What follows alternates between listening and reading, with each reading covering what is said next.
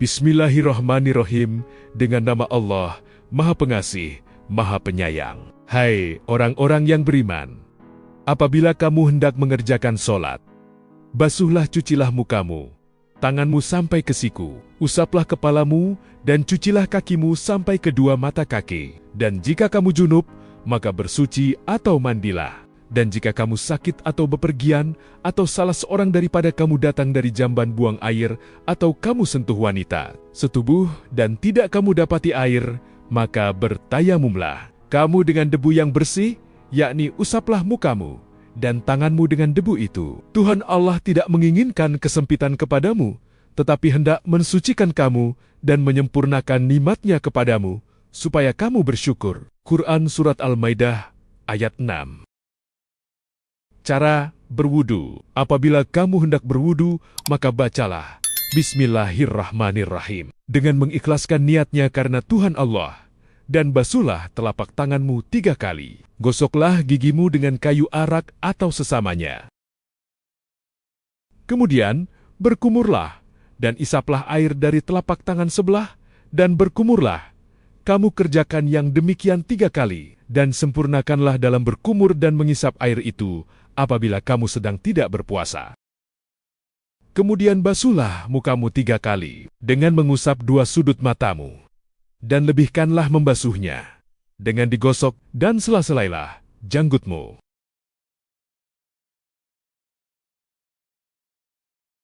Kemudian basuhlah, cucilah kedua tanganmu beserta kedua sikumu dengan digosok 3 kali, dan sela-selailah jarimu dengan melebihkan membasuh kedua tanganmu, mulai tangan kanan.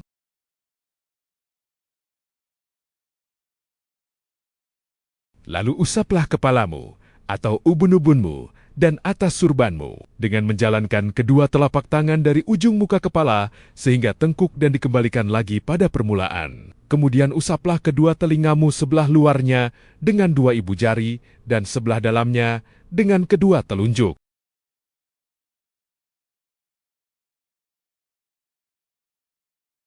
Lalu basuhlah kedua kakimu beserta kedua mata kaki dengan digosok 3 kali. Dan sela-selailah jari-jari kakimu dengan melebihkan membasuh keduanya. Dan mulailah dari yang kanan, dan sempurnakanlah membasuh kedua kaki itu.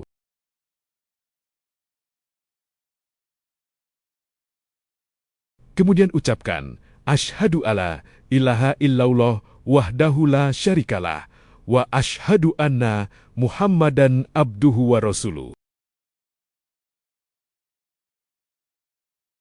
Mengusap kedua khuf atau sepatu, dan usaplah kedua khuf atau sesamanya sebagai pengganti membasuh atau mencuci kedua kaki dalam wudu untuk 3 hari dalam perjalanan dan 1 hari dalam waktu tidak bepergian, selama tidak membuka keduanya, sedang waktu memakainya di waktu suci, belum batal wudunya.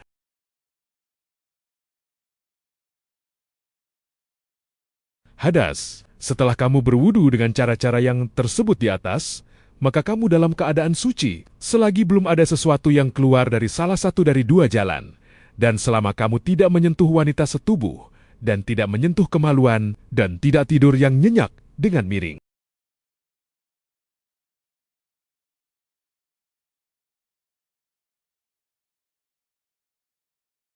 Mandi. Apabila kamu berjinabat karena mengeluarkan air mani, atau bertemunya kedua persunatan, atau kamu hendak menghadiri salat Jum'ah, atau kamu baru lepas dari haid atau nifas, maka hendaklah kamu mandi dan mulailah dengan membasuh mencuci kedua tanganmu, dengan ikhlas niatmu karena Tuhan Allah. Lalu basuhlah, cucilah kemaluanmu dengan tangan kirimu, dan gosoklah tanganmu pada tanah atau apa yang menjadi gantinya. Lalu berwudulah sebagai yang tersebut di atas. Kemudian ambillah air dan masukkanlah jari jarimu pada pokok rambut dengan sedikit wangi-wangian. Sesudah dilepaskan rambutnya, dan mulailah pada sisi yang kanan. Lalu tuangkan air ke atas kepalamu 3 kali. Lalu ratakanlah atas badanmu semuanya, serta digosok. Kemudian basuhlah cucilah kedua kakimu dengan mendahulukan yang kanan daripada yang kiri. Dan janganlah berlebih-lebihan dalam menggunakan air. tayamum, dan jika kamu berhalangan menggunakan air karena sakit atau khawatir mendapat mudarat, atau kamu di dalam bepergian, kemudian tidak mendapat air, maka tayamumlah dengan debu yang baik untuk mengganti wudu dan mandi. Maka letakkanlah kedua telapak tanganmu ke tanah, lalu tiuplah keduanya dengan ikhlas niatmu karena Tuhan Allah, dan bacalah Bismillahirrahmanirrahim. Kemudian usaplah dengan kedua tanganmu pada mukamu dan kedua telapak tanganmu. Dan apabila kamu dapat menggunakan air, maka bersucilah dengan air itu. Menghilangkan najis. Apabila sebagian dari badanmu, pakaianmu, atau tempatmu salat terkena najis, hendaklah dibasuh dengan menggosok dan menghilangkannya. Kalau itu darah haid, sehingga hilanglah sifat-sifatnya dari rupa, bau dan rasanya dengan air yang suci. Dan tidak mengapa, tertinggal bekas salah satu sifat najis tadi. Dan untuk menghilangkan najis kencing anak laki-laki yang masih kecil yang belum memakan makanan, perciki dengan air sampai basah. Dan apabila yang terkena oleh liur anjing, cucilah 7 kali, salah satunya dengan debu bersih. Istinja. Hendaklah beristinja dengan air atau dengan 3 batu atau lainnya yang bukan tulang kotoran.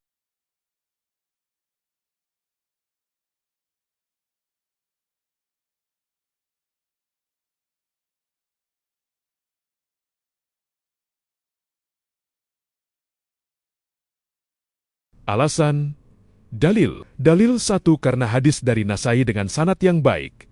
Wudulah kamu dengan membaca Bismillah. Ibnu Hajar menyatakan dalam kitab Tahrij Ahadits Silat Skar bahwa hadis ini Hasan Syahih. Imam Nawawi setelah membawakan hadis dari Anas seluruhnya, menyatakan bahwa hadis itu sanadnya baik. Dan menurut hadis, segala perkara yang berguna yang tidak dimulai dengan Bismillahirrahmanirrahim itu tidak sempurna diriwayatkan oleh Abdul Qadir Ar-Ruhawi dari Abu Hurairah. Dalil 2 karena hadis, sesungguhnya semua pekerjaan itu disertai dengan niatnya. Dalil 3 karena hadis dari Humran, sungguh Utsman telah minta air wudu, maka dicucinya kedua telapak tangannya 3 kali.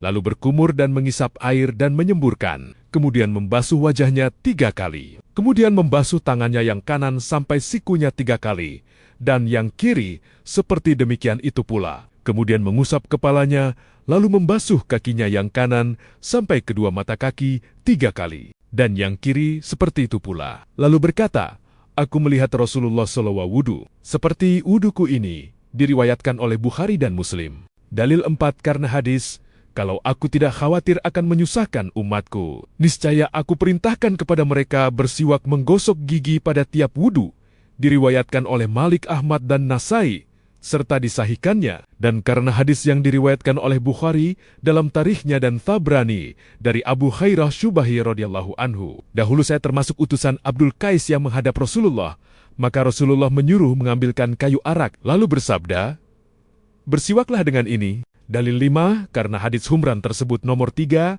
dan menurut hadis dari Ali radhiyallahu anhu dalam sifatnya wudu, kemudian berkumur dan menyemburkannya 3 kali. Diriwayatkan oleh Abu Daud dan Nasai. Dan karena hadis dari Abdullah bin Zaid dalam sifatnya wudu, kemudian memasukkan tangannya, maka berkumur dan mengisap air dari telapak tangan sebelah.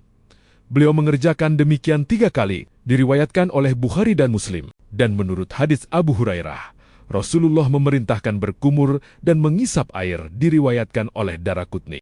Dalil 6 karena hadis Lokit bin Syaburah, sempurnakanlah wudu, sela-selailah di antara jari-jari, dan sempurnakanlah dalam mengisap air, kecuali kamu sedang berpuasa. Diriwayatkan oleh Imam 4, Abu Dawud, Nasai, Tirmizi dan Ibnu Majah, dan disyahihkan oleh Ibnu Khuzaimah. Dan dalam riwayat Daulabi yang disyahihkan oleh Ibnu Qathan dalam isnadnya, apabila kamu wudu, maka sempurnakanlah dalam berkumur dan mengisap air, kecuali kalau kamu berpuasa. Dalil 7, karena ayat yang tersebut dalam pendahuluan, basuhlah, cucilah mukamu. Dan hadits Humran tersebut nomor 3, kemudian membasuh mukanya 3 kali. Dalil 8 menurut hadis Abu Dawud dengan isnad yang baik dan Abi Umamah, Rasulullah SAW mengusap 2 sudut mata dalam wudu. Dalil 9 menurut hadis Abu Hurairah pada riwayat Muslim, bahwa Rasulullah SAW bersabda, kamu sekalian bersinar muka,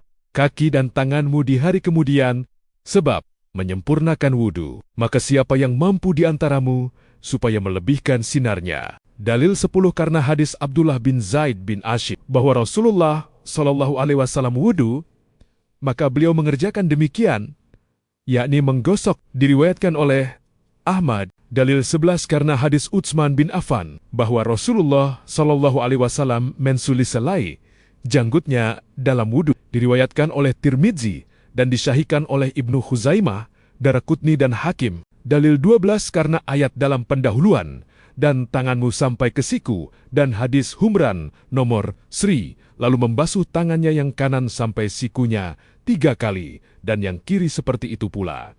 Dan karena hadis dari Abdullah bin Zaid bin Asyim tersebut nomor 10, dan hadisnya juga bahwa Nabi SAW diberi air 2/3 mud lalu menggosok 2 lengannya, diriwayatkan oleh Ahmad dan disahihkan oleh Ibnu Khuzaimah. Dalil 13 karena hadis Loki tersebut nomor 6 selisalala di antara jari-jari. Dalil 14 menurut hadis Abu Hurairah tersebut nomor 9 supaya melebihkan sinar muka, tangan dan kaki. Dalil 15 menurut yang diriwayatkan oleh Aisyah telah berkata bahwa Rasulullah SAW suka mendahulukan kanannya dalam memakai sandalnya, bersisirnya, bersucinya, dan dalam segala halnya. Diriwayatkan oleh Bukhari dan Muslim. Dalil 16 karena ayat dan usapilah kepalamu, dan hadis Humran tersebut nomor 3, kemudian mengusap kepalanya. Dalil 17 menurut hadis Mughirah pada riwayat Muslim, Abu Dawud dan Tirmizi, bahwa Nabi SAW berwudu,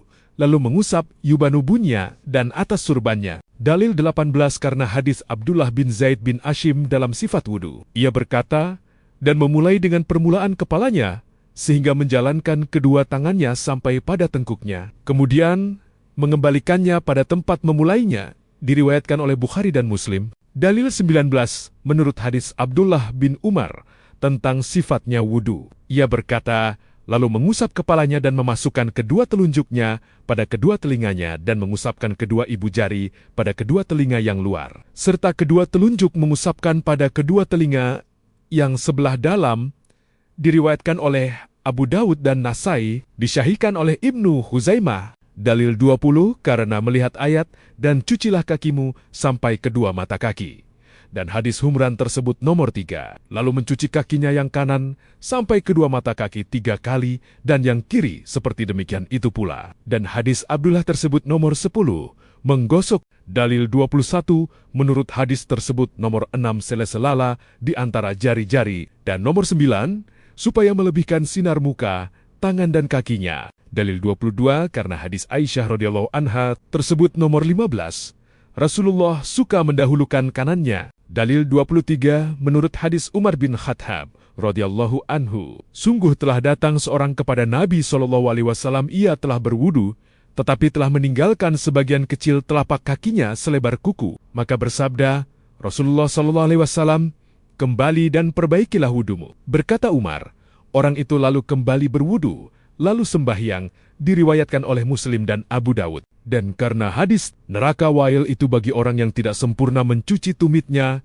diriwayatkan oleh Bukhari dan Muslim dari Ibnu Amir bin Ash. Dalil 24 menurut hadis dari Umar bin Khattab radhiyallahu anhu, bahwa dia telah berkata, Nabi SAW tadi bersabda, tidak ada seorang dari kamu yang berwudu dengan sempurna, lalu mengucapkan, Ashhadu wa la ilaha illallah wahdahu la syarikalah, wa ashhadu anna Muhammadan abduhu wa rasuluh. Melainkan akan dibukakanlah baginya pintu-pintu surga yang 8, yang dapat dimasuki dari mana yang ia hendaki. Diriwayatkan oleh Muslim, Ahmad dan Abu Dawud. Dalil 25 menurut yang diriwayatkan oleh Mughirah bin Syubah radhiyallahu anhu, bahwa sesungguhnya Nabi SAW mengusap atas kedua khuf, maka saya berkata, Hai Rasulullah, apakah Tuhan lupa? Beliau menjawab, bahkan kamu yang lupa. Dengan ini aku telah diperintahkan oleh Tuhanku. Diriwayatkan oleh Abu Dawud. Dan karena hadis Ali pada riwayat Abu Dawud dan Daraqutni, ia berkata, jika agama itu mengikuti pendapat orang, niscaya yang sebelah bawah khuf itu lebih hak diusap daripada atasnya. Sungguh aku telah melihat Rasulullah SAW mengusap khuf yang bagian atas, dan karena hadis Bilal, aku melihat Rasulullah Shallallahu Alaihi Wasallam mengusap kedua khufnya dan tutup kepalanya. Diriwayatkan oleh Ahmad, dan karena hadis yang diriwayatkan oleh Abu Dawud adalah Nabi Shallallahu Alaihi Wasallam keluar melepaskan hajatnya, maka aku datang dengan membawa air, beliau lalu berwudu dan mengusap sorban dan kedua khufnya. Dan karena hadis dari Said bin Mansur dalam sunannya dari Bilal, aku mendengar Rasulullah SAW bersabda, "Usaplah pada ikat kepalamu dan atas khufmu." Dan dari Mughirah bin Syubah bahwa Rasulullah SAW berwudu dan mengusap atas kedua kaus kaki dan kedua sandalnya. Diriwayatkan oleh Imam 5, Abu Dawud, Nasai, Tirmidzi, Ibnu Majah dan Ahmad, dan disyahihkan oleh Tirmidzi. Dalil 26 menurut hadits Syafwan bin Asl berkata, Nabi SAW memerintah kami supaya mengusap atas kedua huf kalau kami memakai keduanya di waktu suci, 3 hari jika kami bepergian dan 1 hari 1 malam jika tidak bepergian. Dan kami tidak perlu membuka keduanya karena buang air besar atau kecil dan karena tidur. Dan supaya kami tidak membuka keduanya kecuali karena janabah. Diriwayatkan oleh Ahmad dan Ibnu Khuzaimah, berkata Khattabi, ini hadis syahih isnadnya. Dalil 27, karena ayat yang tersebut dalam pendahuluan atau salah satu daripada kamu datang dari kamar kecil. Dan hadis Syafwan tersebut nomor 26, dan pula karena apa yang telah ditetapkan dalam Bukhari, Muslim dan lainnya. Abu Hurairah telah berkata, bersabda Rasulullah SAW, Tuhan Allah tidak menerima sembahyang salah seorang dari kamu sekalian jika ia berhadats kecuali ia berwudu. Dan Abu Hurairah telah menerangkan kepada orang yang bertanya kepadanya, apakah hadats itu? Jawabnya, ialah kentut yang berbunyi atau yang tidak berbunyi. Dan menurut hadis, apabila salah seorang dari kamu ada dalam masjid, maka ia berasa ada angin di antara pantatnya, maka jangan keluar sehingga mendengar suara atau mendapat bau. Diriwayatkan oleh Muslim, Abu Dawud dan Tirmizi, dan menurut hadis Ali pada Bukhari dan Muslim, adalah aku ini seorang yang sering mengeluarkan madzi. Maka aku malu akan menanyakan kepada Rasulullah SAW, karena putrinya menjadi istriku. Maka aku menyuruh Mikdad bin Aswad supaya menanyakannya. Maka bersabda Nabi SAW, hendaklah ia mencuci kemaluannya dan berwudu. Dalil 28 menurut arti ayat dalam pendahuluan. Atau kamu sentuh wanita, dengan tafsirnya Ibnu Abbas, bahwa menyentuh itu artinya bersetubuh, menurut pendapat yang terpilih oleh ahli bahasa. Dan karena hadis Nasai dari Aisyah radhiyallahu anha, berkata, sungguh, Rasulullah SAW bersyalat, dan aku berbaring di mukanya melintang seperti mayat, sehingga ketika beliau akan witir, beliau menyentuh aku dengan kakinya, isnadnya syahih. Dan karena hadits Aisyah radhiyallahu anha yang berkata, aku kehilangan Rasulullah SAW pada suatu malam dari tempat tidur. Maka aku mencari dan memegang atau meletakkan kedua tanganku pada telapak kakinya. Seterusnya hadis diriwayatkan oleh Muslim dan Tirmidzi dan disyahihkan olehnya. Dalil 29 karena hadis Busrah binti Syafwan radhiyallahu anha, bahwa Nabi SAW bersabda, barang siapa menyentuh kemaluannya, maka jangan salat sebelum berwudu, diriwayatkan oleh 4 imam. Dan karena hadis Selk bin Ali, barang siapa menyentuh kemaluannya, maka berwudulah, diriwayatkan oleh Tabrani dan disyahihkannya. Dan karena hadis Amr bin Shu'aib, dari ayahnya, dari kakeknya, bahwa Rasulullah SAW bersabda, siapa saja orang laki-laki yang menyentuh kemaluannya, maka berwudulah. Dan siapa saja orang perempuan yang menyentuh kemaluannya, maka berwudulah. Diriwayatkan oleh Ahmad. Dan karena hadis Abu Hurairah, apabila seorang dari kamu sekalian memegang kemaluannya dengan tidak pakai tutup, maka wajiblah berwudu. Diriwayatkan oleh Ibnu Hibban dalam syahihnya, dan disyahihkan oleh Hakim dan Ibnu Abdul Bar. Dalil 30 karena hadis Ali radhiyallahu anhu bersabda, Rasulullah SAW, kedua mata itu bagaikan tali dubur, maka siapa telah tidur, berwudulah, diriwayatkan oleh Abu Dawud. Dan karena hadis Ibnu Abbas radhiyallahu anhu, bahwa ia melihat Rasulullah SAW tidur sedang beliau bersujud, sehingga mendengkur kemudian berdiri salat, maka aku berkata, hai Rasulullah, sesungguhnya engkau telah tertidur. Maka beliau bersabda, sesungguhnya wudu itu tidak wajib tidak batal, melainkan bagi orang yang tidur berbaring. karena jika berbaring lemaslah sendi-sendinya. Diriwayatkan oleh imam-imam yang mempunyai kitab sunan. Catatan kaki, sebab orang yang sedang tidur tidak merasa apabila mengeluarkan kentut. Dalil 31 karena ayat yang tersebut dalam pendahuluan.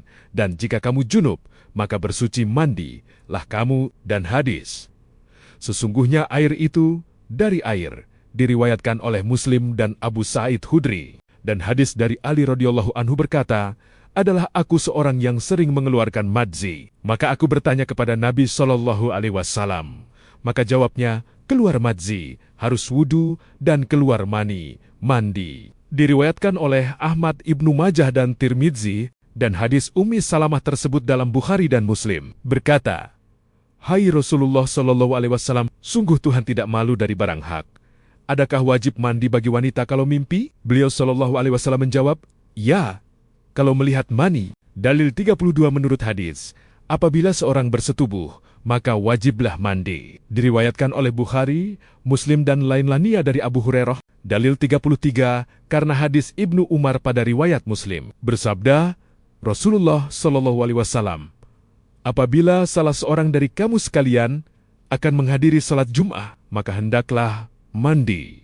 Dalil 34-35 yang menunjukkan wajib mandi dalam keduanya ialah Nash dari Al-Quran, Surat Al-Baqarah ayat 222. Dan janganlah kamu mendekat istri yang sedang haid sehingga bersuci. Dan apabila sudah bersuci mandi. Dan hadis dari Aisyah radhiyallahu anha bahwa Fatimah binti Abi Hubais berair merah istihadlah. Lalu menanyakan kepada Nabi SAW, maka beliau SAW bersabda, itulah darah penyakit, bukan haid. Kalau kau berhaid, maka tinggalkanlah sholat, dan kalau sudah selesai, maka mandilah. Lalu salatlah. Diriwayatkan oleh Bukhari. Dalil 36 karena hadis Aisyah radhiyallahu anha bahwa Nabi Shallallahu Alaihi Wasallam itu, kalau mandi karena junub, ia mulai membasuh kedua tangannya, kemudian menuangkan dengan kanannya pada kirinya, lalu mencuci kemaluannya, lalu berwudu sebagai wudunya untuk syalat. Kemudian mengambil air dan memasukkan jari-jarinya di pangkal rambutnya sehingga merata. Apabila ia merasa bahwa sudah merata, ia siramkan air untuk kepalanya 3 tuangan, lalu meratakan seluruh badannya, kemudian membasuh kedua kakinya. Diriwayatkan oleh Bukhari dan Muslim. Dalil 37, karena hadis, sesungguhnya semua pekerjaan itu dengan niat tersebut pada nomor 2 di atas. Dalil 38, karena menurut hadis Maimunah pada Bukhari dan Muslim. Kemudian menuangkan air pada kemaluannya dan membasuhnya dengan tangan kirinya. Lalu digosokkan tangannya pada tanah. Dan dalam riwayat lain, maka ia mengusap tangannya dengan tanah. Dalil 41, lihatlah hadis Aisyah radhiyallahu anha tersebut nomor 15, yang menerangkan tentang mendahulukan yang kanan. Dalil 42 menurut hadis Aisyah radhiyallahu anha tersebut nomor 36, menyiram untuk kepalanya 3 tuangan, lalu menyiramkan air pada semua badannya. Dalil 43 karena arti kata tatahur dalam surat Al-Maidah ayat 6 mengesankan arti lebih daripada mandi biasa, ialah dengan gosokan. Dalil 44, lihatlah hadis Aisyah radhiyallahu anha tersebut nomor 36. Kemudian membasuh kedua kakinya, dan hadisnya tentang mendahulukan yang kanan. Dalil 45, menurut hadis yang diriwayatkan oleh Anas, adalah Nabi Shallallahu Alaihi Wasallam mandi dengan 1 syaw sampai 5 mud, dan wudu dengan 1 mud. Diriwayatkan oleh Bukhari dan Muslim. Dalil 46 menurut hadis Amr bin Ash, bahwa sesungguhnya tatkala dia diutus ke medan perang, Zatu Salasil ia berkata, aku mimpi mengeluarkan air mani pada suatu malam yang amat dingin, maka aku takut jika aku mandi akan berbahaya, aku tayamum. Kemudian aku salat syubuh bersama sahabat-sahabatku. Tatkala kami datang pada Nabi SAW, mereka menceritakan hal itu kepadanya. Maka beliau bersabda padanya, hai Amr, engkau salat bersama-sama sahabat-sahabatmu sedang engkau junub. Maka aku menyahut, saya ingat akan firman Tuhan Allah Subhanahu wa Ta'ala, dan janganlah kamu membunuh dirimu. Sesungguhnya Tuhan Allah itu belas kasih kepadamu. Maka aku bertayamum dan lalu salat. Maka tertawalah Rasulullah Sallallahu Alaihi Wasallam dan tidak bersabda apa-apa. Diriwayatkan oleh Ahmad, Abu Dawud dan Daraqutni. Catatan kaki, 1 syaw, 3 liter. 1 mud, 3/4 liter. Dalil 47 menurut ayat tersebut dalam pendahuluan, sedang kamu tidak mendapatkan air, maka bertayamumlah kamu dengan debu yang suci. Dan menurut hadis Jabir yang berkata, kami sedang dalam bepergian, lalu seorang dari kami terkena batu sehingga melukai kepalanya. Kemudian ia bermimpi mengeluarkan air mani, maka ia bertanya kepada teman-temannya, apakah kamu berpendapat bahwa aku mendapat kemurahan bertayamum? Dijawab oleh mereka, kami tidak berpendapat bahwa kamu mendapat kemurahan, sedang kamu kuasa memakai air. Maka mandilah. Ia lalu meninggal dunia. Tatkala kami datang kepada Nabi SAW, kami kabarkan yang demikian itu, maka bersabda, Nabi SAW, mereka membunuh dia, dikutuk Allah. Mereka mengapa mereka tidak bertanya sedang? Mereka tidak mengerti, obat untuk kebodohan adalah bertanya. Sesungguhnya cukup baginya bertayamum diriwayatkan oleh Abu Dawud dan Daraqutni. Dalil 48 menurut hadits Ammar berkata, aku pernah berjanabat dan tidak mendapat air. Lalu berguling-gulinglah aku dalam debu dan salat. Maka aku sebutkan yang demikian itu kepada Nabi SAW. Maka beliau SAW bersabda, sesungguhnya mencukupi bagimu begini. Lalu beliau meletakkan kedua tangannya di tanah dan meniupnya, kemudian mengusap mukanya dan telapak tangannya, dengan kedua tangannya diriwayatkan oleh Bukhari dan Muslim. Dalil 49, karena umumnya hadis, sesungguhnya semua pekerjaan itu dengan niat. Dalil 50, karena menurut hadis, segala perkara yang berguna yang tersebut pada nomor ke-1. Dalil 51, menurut hadis Ammar tersebut nomor 48, kemudian mengusap mukanya. Dalil 52, karena mengingat arti ayat yang tersebut di dalam pendahuluan, sedang kamu tidak mendapat air. Dalil 53 dengan alasan hadis Asma putri Abu Bakar radhiyallahu anhu berkata, datang kepada Nabi SAW seorang wanita berkata, seorang daripada kami pakaiannya terkena darah haid. Bagaimana seharusnya dilakukan? Maka bersabda Nabi SAW supaya dia menghilangkan dan mencuci pakaian itu dengan air. Kemudian disiramnya, lalu dipakai syalat, diriwayatkan oleh Imam 6 ahli hadis. Dalil 54, karena firman Tuhan Allah dalam Al-Quran Surat Al-Anfal ayat 11.